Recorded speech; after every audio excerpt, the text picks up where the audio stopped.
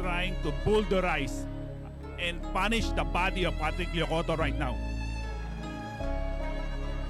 Oh. Oh! Yeah! Done! Matapos matalo ni The Monster Naoya Inoue noong taong 2021 sa Amerika, ay tatlong sunod-sunod na laban ang kinasahan ni Kabayan na may bansag na hot and spicy na si Michael Dasmariñas. At dahil sa mga impresibong laban at nakuha pa niya ang Philippine Games and Amusement Board Filipino Super Bantamweight title, ay agad nabigyan ng pagkakataong lumaban para sa bakanting WBC Asian Silver Featherweight title si Dasmariñas. Dito nakalaban niya ang isang Indonesian champion, ang may bato-batong katawan na si Patrick Lyocoto. Di din basta-basta itong kalaban dahil naging Universal Boxing Organization World Bantamweight Champion din ito at may mataas na knockout percentage. May record kasi itong 16 wins, 2 losses, 2 draws, 11 via knockout, habang ang Pinoy naman ay may impresibong record din na 32 wins, 3 losses, 2 draws, 21 via knockout. Ginawa ang kanilang laban noong Martes lang, Mayo 23, 2023 sa Camarines Sur. Dito ay muling pinatunayan ni Hot and Spicy Dasmariñas na may ibubuga pa talaga siya sa bakbakan. Di inatrasan ang maskuladong dayong Indonesian. Sa laban ay dobleng lakas ang pinakita ni Kabayan mula nang matalo siya kay Inoue, ang The Monster ng Japan. Niratrat ni Dasmariñas ang bodega ng dayong Indonesian hanggang sa tumiklop na lang ito at di na makatayo pa sa bilang. Sabay nating silipin ang maaksyong laban ni Michael Dasmariñas kontra Patrick Lyocoto.